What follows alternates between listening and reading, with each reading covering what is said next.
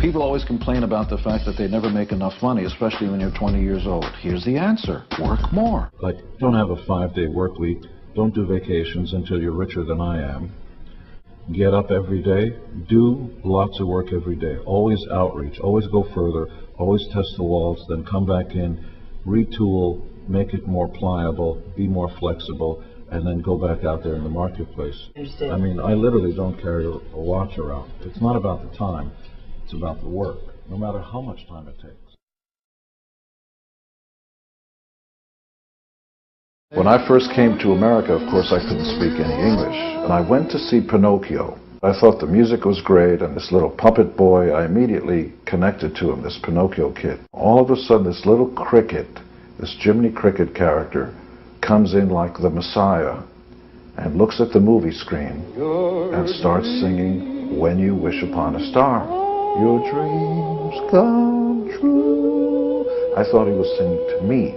I thought, oh, shh, Gene, this is from me to you. And I could understand the words enough that it doesn't matter who you are, your dreams can come true.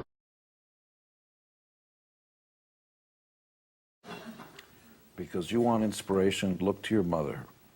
You bet.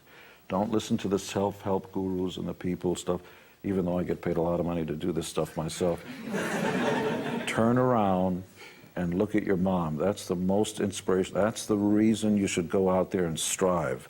I remember the first $10 million check I ever made, and it came in at one lump $10 million check, and I gave it to my mother, and I said, Mom, look, because, you know, I want my mom to be really proud. And she said in her broken English, wait, hold on a second. And she said in her broken English,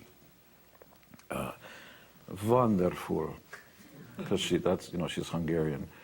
Wonderful. Tikanis. Skala. That's Greek. Wonderful. Now what are you going to do? That's precisely the point. You did well. Now go on. If you're the fastest human being in the face of the planet, when all the cameras leave and when the girls stop kissing you and you put the award away, are you going to get up the next morning when the sun is just coming up and all by yourself try to break your own record, even though you're the fastest on earth? The idea is, shouldn't life be about striving? There is no such a thing as winning. There's only doing better than you did before. Because once you give up, you're just waiting to die. I invented this baby. Whenever you go to any sports team, everything's going on, anywhere around in Zimbabwe, they'll go like this, or they'll go like this, or they'll go like this, but they'll always stick their tongue out. And the story behind that is, in the early 70s, 1870s, of course, we noticed that the fans and the audience, before they even know who we were going nuts, and they were sort of waving, and I was playing. Paul was too into himself, you know, look at my hairy chest, I'm so good looking. I was just trying to see which one I was going to mount that night. The girls. And so I wanted to wave back, but I couldn't, see, because I had a pick in one hand and playing bass in the other. So I'd hold on to the pick and I'd wave, see, over here holding the pick, and you go like that. And they started doing that back. And then I have a marketing company that is fast becoming the most famous one on planet Earth. And I mean that in the real way. We have Gene Simmons Family Jewels, which is seen in 84 countries. We have a company called Simmons Abramson Marketing. And Simmons Abramson Marketing, I'm the Simmons of the Abramson.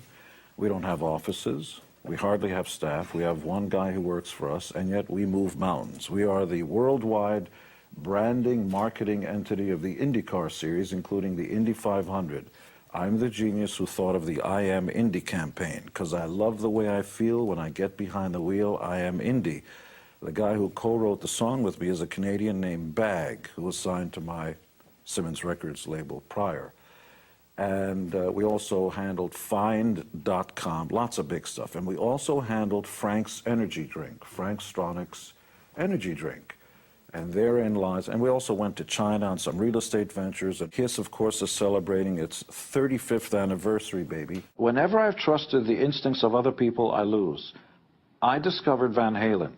I knew this was going to be the biggest band in America at the time. I don't know why I knew that. I had no qualification. I'd never discussed. It's the first band, other than the band I was in. I said, this is the band that's going to happen. I knew. I never created any cartoon shows. I knew nothing about it, but I knew that if I did a show called My Dad, the Rock Star, from the point of view of a 12-year-old kid, I could sell that to Nickelodeon. It's been on 4 years in 200 countries around the world in any language you want to see. It's a big hit. I knew if our show was called Gene Simmons Family Jewels, people would watch it if I was myself, if I never hid any of it, because besides my stunning good looks, I'm fascinating.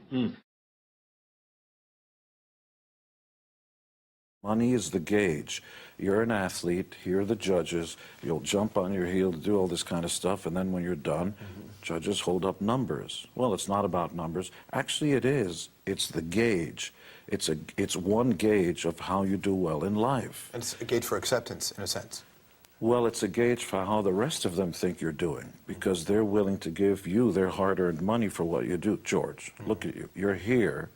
You're on television. You make a good salary, and the more people want you, the more money they're going to give you. It's a gauge, and it also means that ultimately all of us, politicians, religious leaders, talk show hosts, rock stars, all work for you. You're the ones who determine how much money we make and whether you like us. Ultimately, we're all in the same business. So money is the numbers. It's the gauge. Now, of course I do it for money.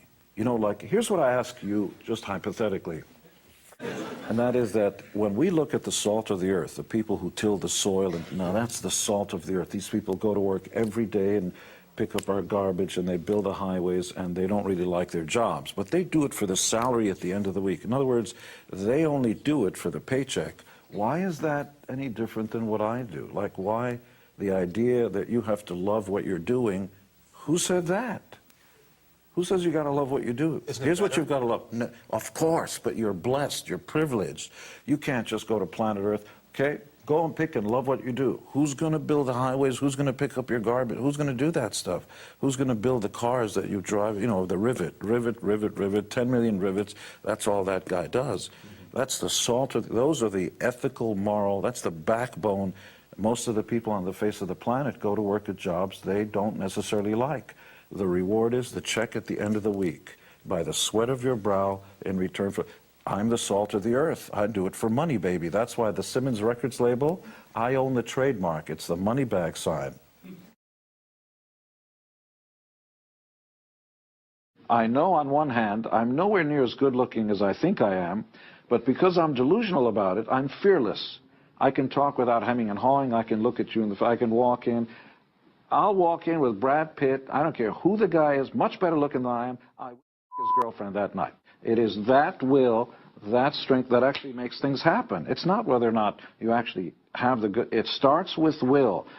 So in business, in social circles, in anything else, it's this kind of, first you need people skills, language skills, and other than that, the will of a giant.